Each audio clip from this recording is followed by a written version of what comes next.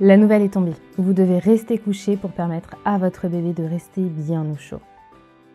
Malheureusement, vous n'avez pas le choix, car pour l'équipe soignante, l'alitement est la condition sine qua non à la date de votre terme. Déjà que vous aviez peut-être des doutes, voire des douleurs en plus, là s'ajoute l'angoisse d'un accouchement prématuré. Qu'est-ce que l'alitement et quelles sont ses causes? Et surtout, existe-t-il une solution pour pouvoir vivre cette période de façon positive avec espoir et motivation? Est-ce que la sophrologie peut marcher main dans la main avec la médecine classique? Bienvenue, je m'appelle Alexandra Schlinger.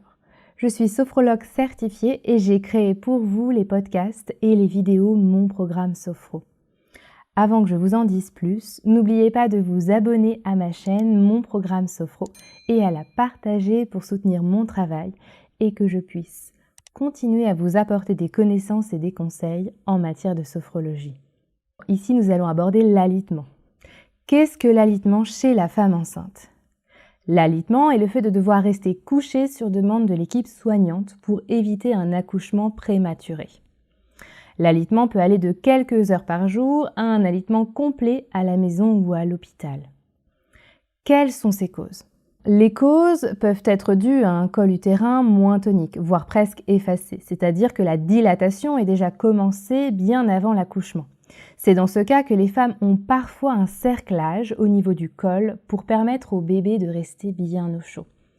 Les autres causes sont une poche des os qui commence à se fissurer trop tôt, de l'hypertension chez la maman, un diabète gestationnel, un placenta prévia, c'est-à-dire que c'est un placenta situé en bas de l'utérus, juste au-dessus du col utérin, ou encore un petit retard de croissance chez le fœtus, car les apports sanguins du bébé sont plus importants quand la maman est au repos.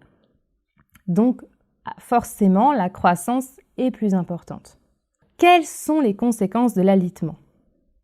Les conséquences sont d'ordre psychologique et physique. D'un point de vue psychologique, les futures mamans alitées ressentent souvent un sentiment de culpabilité et d'angoisse, car du jour au lendemain, elles sont condamnées à rester couchées, donc elles ont très peur d'accoucher trop tôt, de mettre au monde un bébé prématuré, et elles ne peuvent plus s'occuper de la maison, elles ne peuvent plus non plus répondre aux besoins d'un premier enfant quand il y a un aîné, et bien sûr, elles sont beaucoup moins à l'écoute de leur conjoint, de leur mari, de leur famille en général. Ces femmes-là se questionnent également à savoir si elles vont tenir jusqu'à la 34e semaine d'aménorrhée, car c'est à partir de cette semaine-là que tous les organes vitaux de bébé sont opérationnels. Est-ce que je vais y arriver? Est-ce que vraiment je vais tenir moralement jusqu'à cette 34e semaine? C'est là la question des femmes pendant l'alitement. Est-ce que mon courage, est-ce que mon entourage sera présent? Est-ce qu'on va me comprendre? Est-ce qu'on va m'accompagner? Ce sont ça les questionnements d'une femme dans cette période de la vie pendant l'alitement.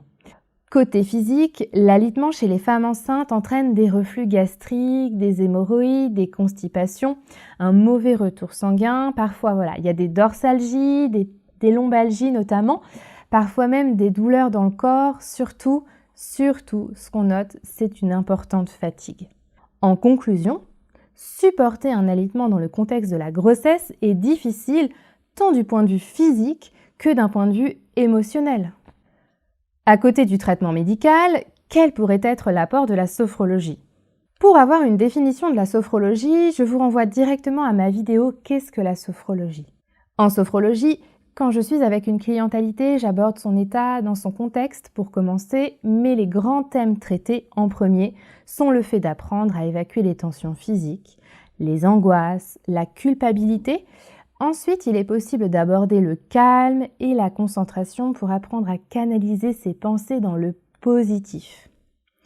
Puis enfin, après cela, il existe des outils pour apprendre à gérer mentalement les désordres physiques.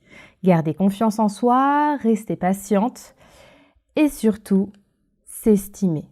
Avoir de l'estime pour soi et de la reconnaissance envers ce corps de femme qui permet de construire un bébé et de faire évoluer ce projet de naissance. Les exercices que l'on fait sont multiples, mais grâce à l'adaptabilité de la méthode, il est possible de faire une séance assis, semi-allongé, voire allongé. Comme je l'ai déjà expliqué dans ma vidéo sur la définition de la sophrologie, la pratique se fonde sur la respiration, sur les mouvements et sur l'imagination. Dans ce cas particulier de l'alitement de la femme enceinte, le travail majeur se concentrera sur l'évacuation des sentiments négatifs, la prise en charge mentale de la douleur et de retrouver confiance en son corps, confiance en soi également. Par contre, la sophrologie ne se substitue pas à un suivi médical et le sophrologue ne pose aucun diagnostic. Il ajoute au traitement classique des outils simples à mettre en place pour que ces femmes puissent vivre sereinement cet alitement forcé. Et d'ailleurs, si vous avez envie, je vous propose tout de suite de mettre en place une respiration abdominale pour relâcher votre ventre et ainsi faire de la place à votre bébé. Pour ce faire, avec vous, je ferai 3 grandes respirations où vous serez guidé par ma voix pour les 2 premières. Et pour la dernière, vous ferez à votre rythme. Au cours de la respiration, vous allez mettre vos 2 mains sur votre ventre. Inspirez en gonflant le ventre et soufflez en le laissant redescendre. Vous êtes certainement assise, semi-allongée ou allongée. Je vous conseille donc de rester dans votre position ou bien d'ajuster cette position et de vous installer confortablement en sentant que votre corps est à l'aise. Prenez garde à ne pas être serré dans vos vêtements. Vous pouvez déboutonner votre pantalon, votre jupe, laisser filer au loin vos idées parasites et vivez cet instant pour vous et pour votre bébé. Alors, je vous invite tranquillement à regarder la pièce dans laquelle vous vous trouvez. Regardez sans jugement la luminosité, les couleurs. Et vous pouvez tranquillement fermer les yeux. Prenez une grande respiration pour évacuer vos tensions.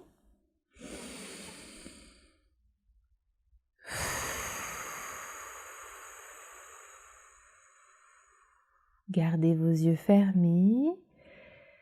Placez vos mains doucement et bien à plat sur votre ventre. Vous pouvez peut-être sentir le contact de vos doigts sur votre ventre. Imaginez votre bébé bien à l'abri dans son petit nid douillet, bien au chaud, confortable. Prenez un instant pour vivre ce moment pour vous tranquillement.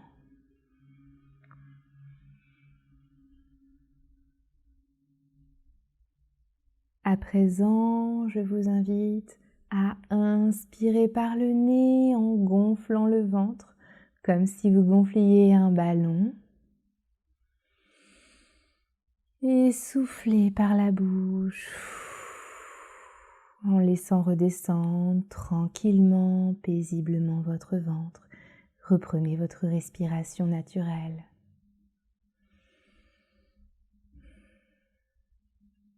Accueillez le relâchement de votre ventre. Faites de la place à votre bébé. Imaginez-le flotter dans son liquide, au chaud, tranquille, en sécurité.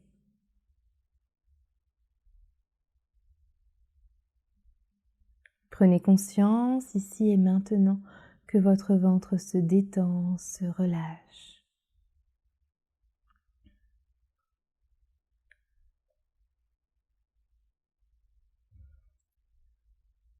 Maintenant, je vous invite à recommencer une 2e fois. Inspirez autant que vous le pouvez sans forcer, en sentant monter votre ventre. Et soufflez par la bouche en sentant vos 2 mains redescendre paisiblement et reprenez tranquillement une respiration libre. Accueillez les sensations de bien-être dans votre ventre. Savourez le relâchement et le moment de détente que vous vous accordez à vous et à votre petit bout de chou, bien au creux ici, le fruit de vos entrailles.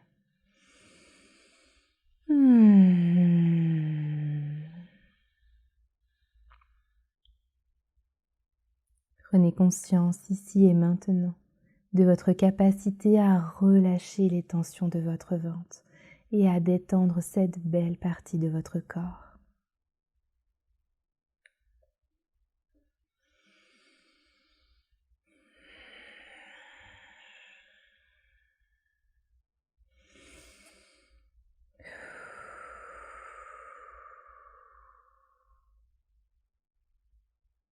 À présent, je vous invite une dernière fois, à votre rythme, à prendre une grande respiration.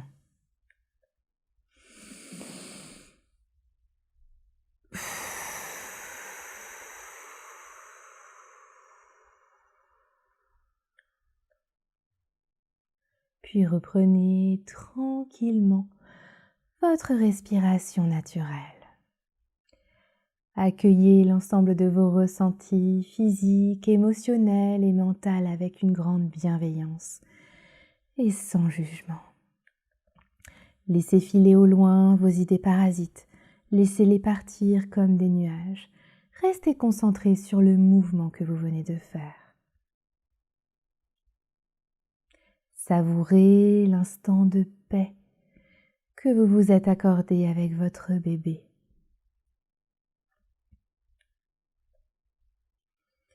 Accueillez les remerciements de votre enfant pour cet instant, ce moment de douceur. Vivez pleinement cet instant de maman.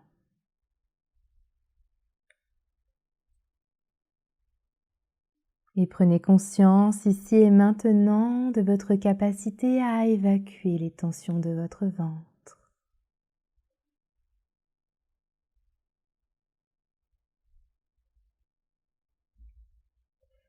L'exercice est à présent terminé, vous pouvez tranquillement ouvrir les yeux. J'espère que vous allez bien. Si vous ressentez le besoin de continuer la détente, n'hésitez pas à aller sur un exercice de sophronisation pour simplement vous détendre ou prendre du recul. Vous les trouverez en lien dans les notes de cet épisode. Vous pouvez également vous rendre sur le site Mon Programme Sophro. N'oubliez pas de prendre soin de vous et surtout, sophroniser. À bientôt les mamans.